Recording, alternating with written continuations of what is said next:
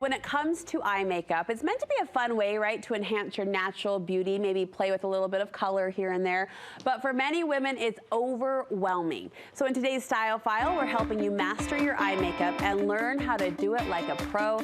Studio 5 style and beauty contributor Megan Moore is the pro. She is the master at this. She's our guide today, ready to jump in and show us how it's done. I'm amazed when I watch you do your makeup sometimes time-lapse style on Instagram, and the colors you pull off and the way it works. Is amazing to me. Oh, wow. Thank you. For all of us, I feel like I can represent the female population at large in saying we reach for the same colors all the time. Very common, and that's kind of my platform, is that you've got to switch it up. You've got to try new things.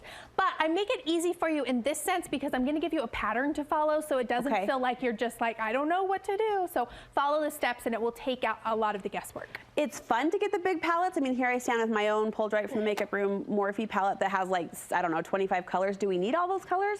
I mean, you don't, but it's fun to have the variation. And what we're going to talk about today are different zones where you can mix and match. So you can really play and literally make endless looks using this pattern. So the more colors you have, the more options you're going to have, but you can still have a lot of variation, even with 5 or 6 colors, if you kind of mix up the placement. And brushes. What do we need as far as brushes go? I really think you just need about 5 brushes, kind of a bigger one all the way down to a smaller one. The smaller ones you're going to want to use with your darker colors. You're going to keep them more concentrated. The bigger ones are going to blow things out and blend things and make things expand. So we want to have a little bit of variety, but you don't need more than that. Okay, you're going to teach me. We're going to do it together? Yes, let's do it. What's step 1? Okay, so step 1 is you're going to lay down your base color, and this is going to be the color that goes from your crease down to your lid, and typically we reach for something that's a little bit more neutral and something that's more matte. So you can see on this illustration here, we just kind of have a beige color, but neutral can be peach, it could be gray. There's a lot of options, just not a lot of pigment when I talk about neutral. So grab something that's kind of a mid-range color, and we're gonna lay that down right on the lid, just kind of as a starting point. Okay. Now, this is gonna give us a little bit of color, but it's also going to make everything else we put on top of it blend better. Now, I typically take that light color, and I've already got my makeup on today, so I'm layering, but all the way up, no? You certainly can. I like to start with it from the crease and then stay lower, because as we blend, everything's going to expand. So I like to start smaller and then get bigger as we go. Okay. So again, think about this as the base, because everything's going to lay on top of it and blend easier. If we just put dark colors directly on our lid, they tend to stick more and they don't blend as much. So that's step 1. Step 2. Okay, so step 2 and 3 are we're going to pick 2 accent points. There's 5 zones that we can use. So I'm showing all 5 here, which makes it look a little intense and messy, but you're gonna pick 2 of those. So you've got your outer corner and your inner corner, that center kind of round halo, that ball of your eye. You've got your crease color and your lash line. So you're gonna pick 1 or 2 areas to add your accent colors, and that's gonna just simplify it. You just think, okay, I'm gonna pick 2 areas, 2 colors, and that's it. So this is helpful. At least one should be a shimmer.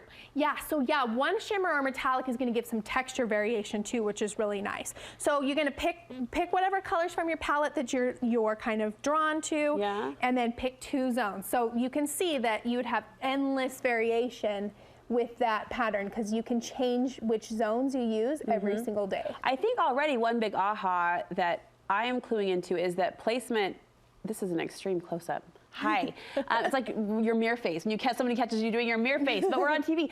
That the placement is less important because you're going to blend. Like you're going to move it around in the end anyway. So I don't need to be so particular about the placement. No, not at all. We're going to blend. We're going to kind of marry everything together in the next step. Okay. So we're going to place down our 2 accent colors. I'm going to go with kind of like a burgundy on my outer V. Okay. And that's where I'm using a matte. And then I'm going to go for something more metallic on my inner V.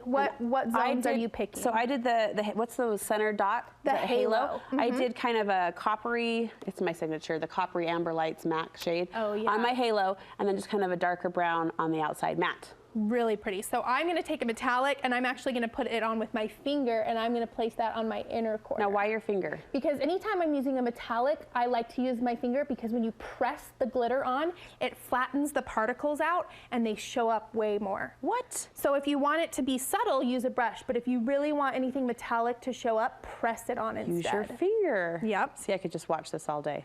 It's mesmerizing. Isn't that easy? You're over the mirror face. People watch your mirror face every day on Instagram. No, they get all sorts of faces with me. All right, what's our next step? Okay, so our fourth step, so that was steps 2 and 3. Our fourth step is our highlight step. So we're gonna take our lightest tone and we're gonna highlight underneath the brow bone and in the inner corner. Now we wanna pick something that's a little warmer, so kind of a cream or a champagne. We're avoiding icy or silver tones because A, they're dated, right? We look very 80s or 90s when we do that.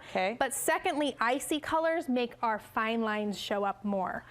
So warmth is gonna camouflage. So I'm looking for something like this-ish? Yep. Yep, a warm kind of cream or champagne, and we're going to take that underneath the brow bone. This is going to give us the illusion of lifted brows, and it's also going to help us marry those other colors we laid down below it. So we're just going to kind of swipe on and marry it. This is where all the magic happens, the blending that makes everything look better. But we don't mind a little shimmer on top. We just don't want it to be icy or cool. Exactly. Silvers and whites tend to accentuate the things we don't want to accentuate. Goodbye silvers and whites. Yep, so our warm highlight under our brow bone, and then in that inner corner where we tend to have a shadow, just because of our anatomy, right? The same thing is gonna help just to lighten that shadow, so we're gonna go right into the inner corner. So this is step 4, highlight.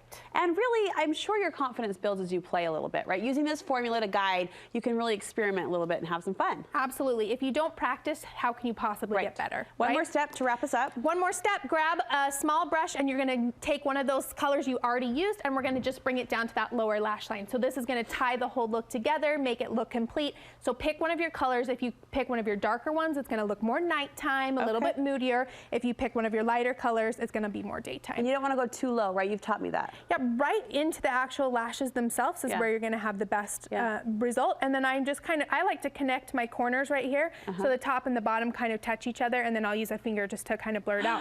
This was so helpful. Those graphics were so helpful. We'll be sharing those on our website and social media. And you offer virtual makeup classes, right? Yes, so we do a lot of this and more. This is kind of our basic, and then we go further. So our next one will be in April. So make sure you're following along on my Instagram @BeautySnoop, and I'll announce the date and all the topics and everything. Is it like a Zoom class? Yeah, we do it live, and everybody can see everybody's faces. And yeah, you get a kit in the mail ahead of time so that you have everything you need, and then we create looks together. What a blast. That's happening in April. Yep. All right, details on Beauty Snoop. We'll link you there as well. And I love how you've created this girlfriend community, like this safe zone where we can just come together and have fun over makeup. That's what it's supposed to be. Absolutely. All right, Megan, thank you so much. You bet.